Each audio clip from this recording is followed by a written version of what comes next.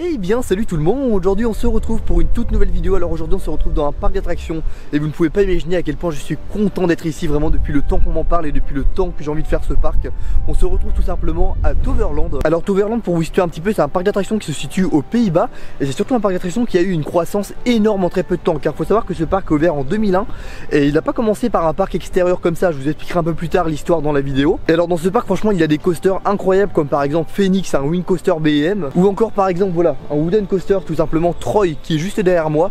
Donc c'est vraiment un parc qui a l'air incroyable. Je suis vraiment surexcité, voilà, pressé de tester ce parc. Écoutez, c'est parti.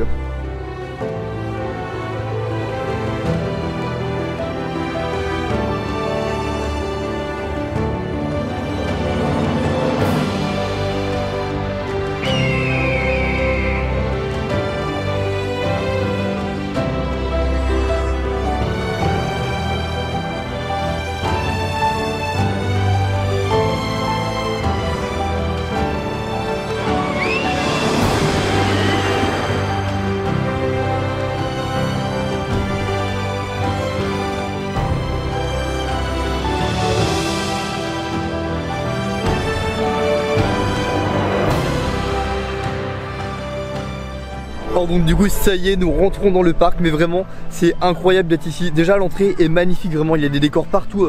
Juste derrière moi on a Booster Bike, en gros c'est un coaster Vekoma sur des motos et c'est le premier coaster au monde voilà de ce type qui a été installé ici.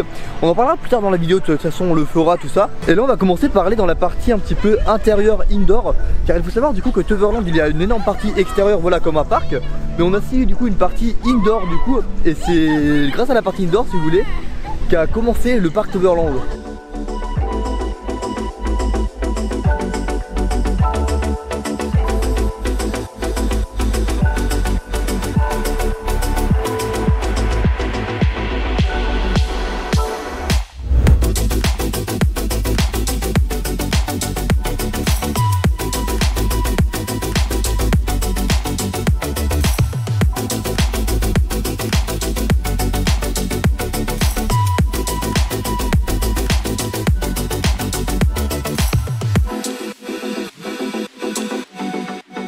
Donc du coup nous sommes sortis de la zone indoor. Alors on est resté pas mal de temps mine de rien dedans, on est resté à peu près 1h30. On a pu faire du coup le Family Coaster, bon c'est sympa, il vibre un petit peu, donc je pense pas que je le referai dans la journée. Et on a aussi fait du coup Maximus Blitzbahn, tout simplement en gros c'est une luge d'été avec un super ride system. Si vous voulez en gros on démarre en souterrain entre guillemets et on vient du coup monter du coup la luge d'été au lieu de la descendre. Et du coup c'est avec un système où ça vient nous propulser la luge, donc franchement c'est assez marrant. Là on se dirige vers les plus grosses attractions du parc. On est dans la file d'attente actuellement de l'attraction Troy, tout simplement c'est le Wooden Coaster GCI du parc. Voilà, on peut le voir derrière, il est assez imposant. Alors j'ai vraiment hâte de tester Troy car c'est un coaster voilà où on m'a dit énormément de bien. Donc voilà, vraiment super hâte de tester. Et en plus il y a des décors vraiment, mais je le répète, mais regardez, il y a un énorme cheval du coup de Troy qui est juste derrière. Enfin vraiment c'est magnifique.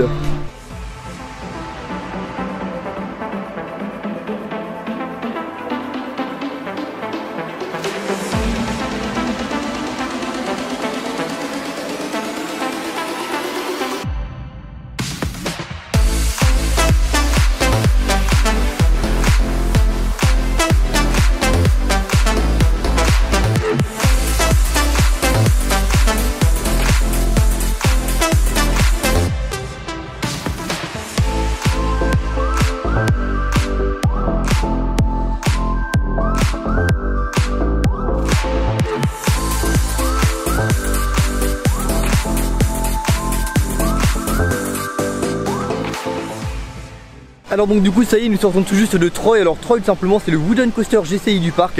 Alors franchement c'est un excellent coaster, on a de très bons airtime tout du long. Et ce qui est bien c'est que le rail à un moment, un petit peu comme Vodan à Europa Park, il passe directement dans la gare. Et là la différence c'est que la gare étant donné qu'elle est quasiment totalement en bois, ça fait bouger toute la gare et je trouve voilà vraiment ça top, ça rajoute une petite appréhension avant de monter. Après la file d'attente en elle-même pareil, elle est très bien intégrée dans des petits passages. Et donc vous voyez là, on n'est pas dans la file d'attente mais on est dans l'autre endroit du parc. Le parc est très vert et ça vraiment c'est quelque chose, un gros plus, car la verdure dans les parcs c'est ce qui rend les parcs jolis. Et aussi il y a beaucoup de points d'eau, beaucoup de cascades dans ce parc. Donc franchement j'aime beaucoup. Et puis pour conclure sur Troy, si vous voulez, ce qui est sympa, ils ont un petit peu de merchandising en rapport avec l'attraction. Ils ont des boules un petit peu voilà, de flocons de neige. Et moi du coup j'ai pris un petit cheval de Troie. Ça coûtait environ, c'était 4,95€, 5€ je crois à peu près. Donc franchement très raisonnable pour un prix parc, même s'il est pas très grand.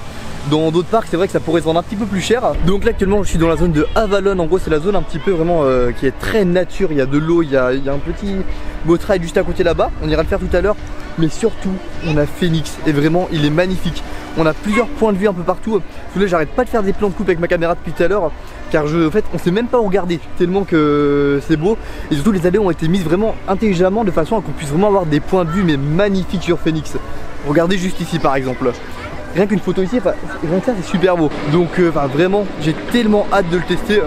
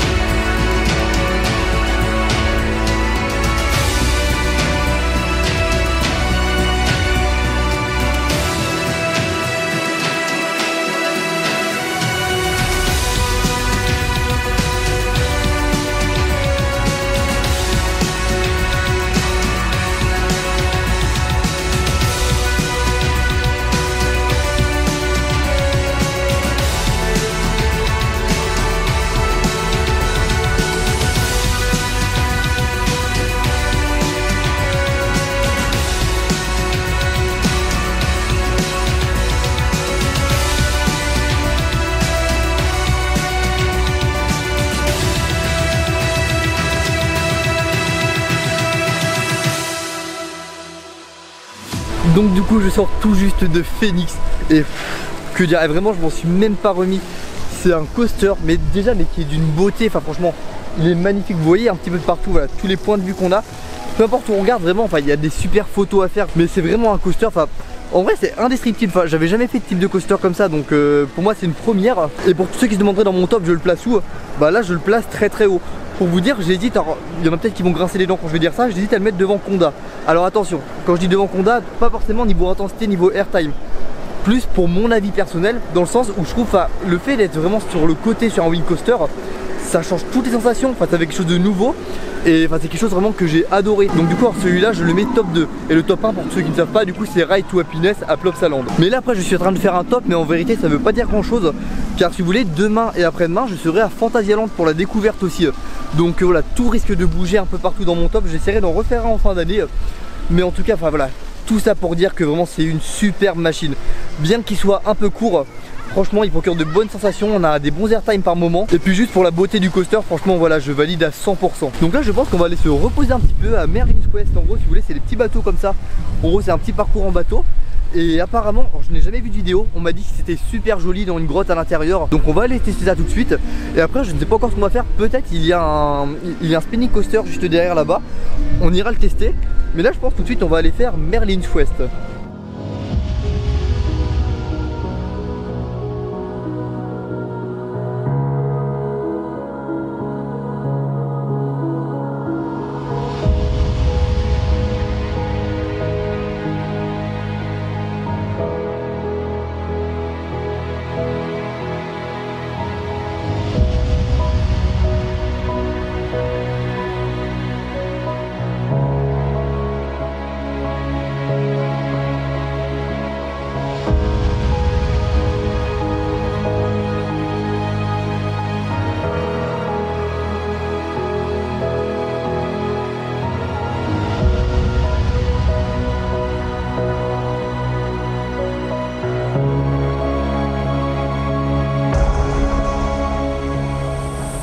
Alors du coup ça y est, nous avons quitté la zone Avalon tout simplement où il y a Phoenix.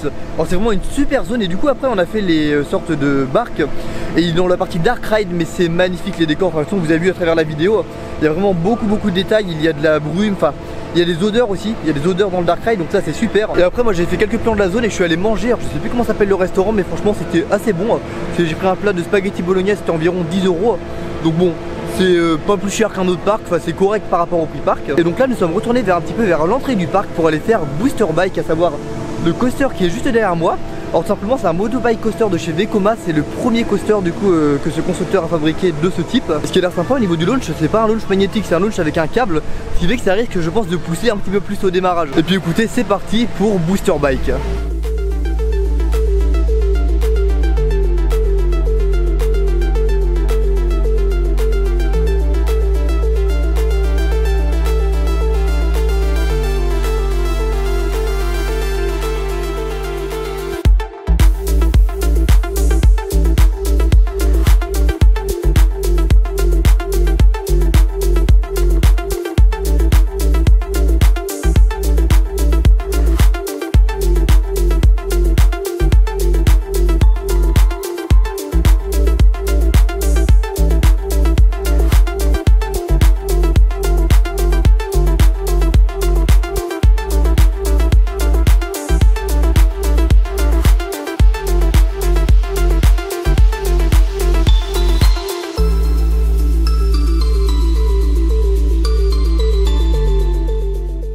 Donc du coup nous sortons tout juste de Booster Bike. Alors franchement c'est très sympa. Alors après bon, le launch en lui-même c'est vrai qu'il va pas très vite, c'est 70 km/h. Par contre le fait que ce soit pas un lancement magnétique et que ce soit vraiment un lancement par propulsion avec un câble, ça fait un launch si vous voulez qu'on voit d'un coup. Et puis du coup ça fait quand même une petite sensation au démarrage. Donc très sympa franchement comme attraction, j'ai bien aimé. Après en soi le seul petit problème que je trouve sur ce coaster c'est l'assise, car on n'est pas hyper confortable. En gros on vient, si vous voulez, ça fait une sorte de dossier qui vient nous plaquer le dos, un petit peu comme un disco coaster si on reprend le principe. Et du coup voilà, on n'est pas super bien assis.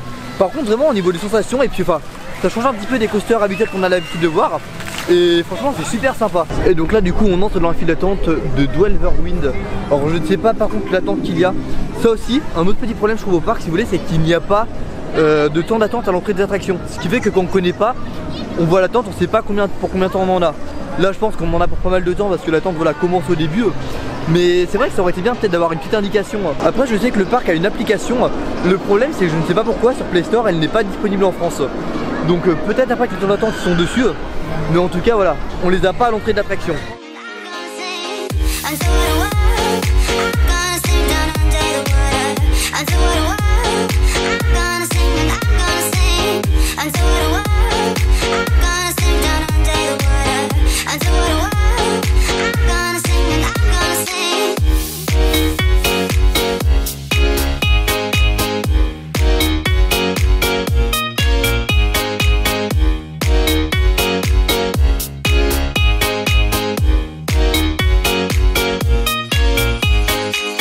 Alors du coup nous sommes sortis de Dwelverwind. Alors tout simplement c'est le spinning coaster MacRide qu'on a fait juste avant. Alors franchement bon, c'est un très bon spinning, un petit peu court mais vraiment assez sympa niveau sensation. Et moi juste après le spinning j'ai enchaîné avec du coup Phoenix qui est juste derrière pour le faire avec le coucher du soleil. Donc je vais vous partager tout ça juste après. Et là moi je vais faire quelques petits plans un petit peu général voilà, de toute la zone Avalon pour tout simplement vous partager voilà, diverses images à la tombée de la nuit, car c'est le meilleur moment je pense pour faire des points de vue. Étant donné qu'on a tous les éclairages d'ambiance d'allumés, plus du coup on verra assez bien le rail. Donc je vais vous faire plein de petits plans de coupe. Là je vais refaire du coup Merlin Quest, en gros les petits bateaux qui font le tour. Et en même temps je précise que le parc aujourd'hui est ouvert jusqu'à 23 h, donc ça c'est vraiment super. Là actuellement au moment où je tourne simplement il est 18 h, il va être 19 h bientôt. Et du coup voilà, comme il est ouvert à 23 h on va pouvoir rider de nuit. Le parc est ouvert à 23 h tout simplement pour les nocturnes Halloween. Donc je ne sais pas si on va faire des maisons hantées, mais on va surtout profiter voilà, de l'ambiance du parc de nuit.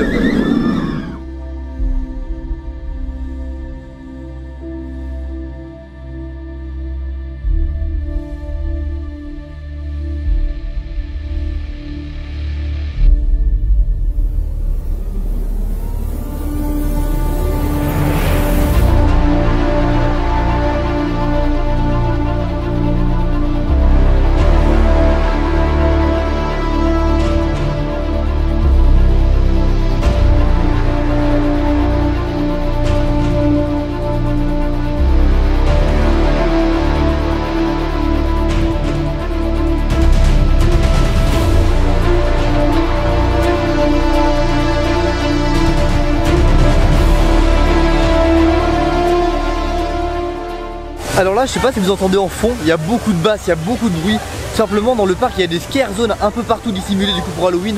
Et ça fait une ambiance vraiment de malade. Mais vraiment c'est une ambiance Toverland Halloween. Franchement c'est pour l'instant c'est mon Halloween préféré. J'ai pas encore fait Walibi Holland pour ceux qui se demandent et d'autres parcs qui sont bien réputés pour Halloween. En même temps j'ai pu faire du coup Phoenix de nuit. Alors Phoenix de nuit c'est pareil mais c'est vraiment une tuerie. Vraiment c'est une tuerie, je me suis mis au dernier rang. Du coup on s'est fait emporter par le train et vraiment c'est vrai qu'il y a quand même un très bon airtime au début. Là derrière on a les grosses cascades, il y a de la fumée, enfin voilà. C'est ça qui est top, il y a vraiment de la fumée un peu partout dans le parc. Au moment, hey, il y a de l'ambiance vraiment, vous imaginez même pas. Il y a des pirates, il y a pas mal de monstres là dans cette zone. Et regardez, ça fait une ambiance de folie vraiment. Il y a des lumières partout, il y a des cascades, enfin, hey, vraiment c'est incroyable. On reconnaît même pas le parc par rapport à la journée.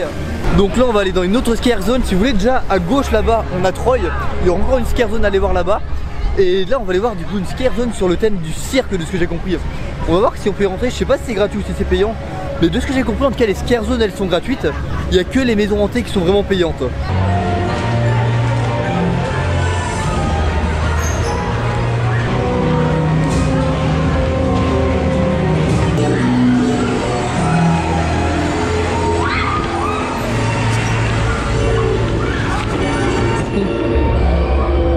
Les zones sont super sympas, là, ça fait du coup une sorte de zone avec un cirque. On a fait un petit en même temps, une petite madhouse foraine là-bas.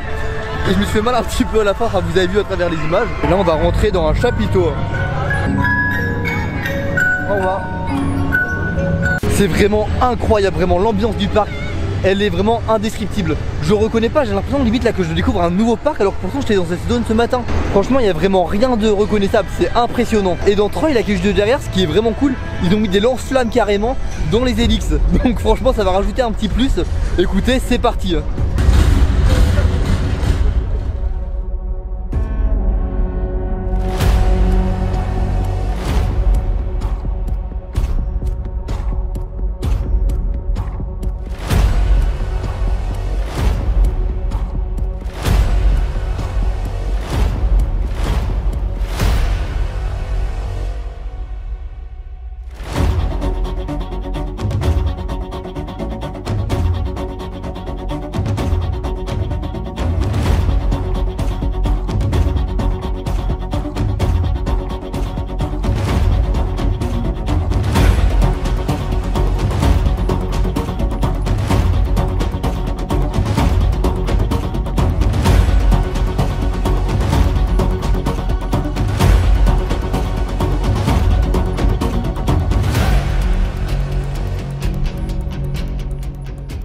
Et puis c'est donc du coup sur ces images que va se terminer cette vidéo à Toverland. Voilà, le calme est revenu dans le parc tout simplement, voilà, car la soirée est terminée. J'en ai profité, j'ai fait le dernier train de la journée de Phoenix. Donc franchement c'est assez sympa de faire les derniers trains. Et en plus de ça, voilà, ça permet d'avoir le parc avec quasiment personne. Mais alors Toverland, franchement c'est un parc que je retournerai sans hésiter. Et c'est un parc que je peux que vous conseiller si vous ne l'avez pas encore fait. Vraiment, allez à Toverland. C'est vraiment un univers différent je trouve des autres parcs. Et je sais pas, il y a quelque chose dans ce parc, il y a une ambiance. Et puis les coasters en eux-mêmes sont vraiment excellents. Troy franchement c'est mon wooden coaster préféré jusqu'à maintenant. Phoenix c'est pareil, c'est mon premier wing coaster. Et enfin franchement c'est une tuerie. Bien qu'il soit un petit peu court, c'est une tuerie. Il y a zéro vibration. Et enfin franchement il est incroyable. Et le fait vraiment d'avoir le rail sur le côté et non pas du coup comme on a l'habitude d'avoir sur un coaster en bas, ça bouscule tous les repères et franchement c'est incroyable. Alors franchement excellente journée, c'est un parc que je vous conseille les yeux fermés. Donc après moi je compte retourner à Toverland l'année prochaine, franchement ça c'est certain. Alors après si jamais vous découvrez la chaîne à travers cette vidéo, n'hésitez surtout pas à vous y abonner. Vous pourrez trouver beaucoup de vidéos en rapport avec les parcs d'attractions. Sinon n'oubliez pas le petit pouce bleu et le commentaire. Et puis je vous dis à la prochaine pour une nouvelle vidéo. Salut!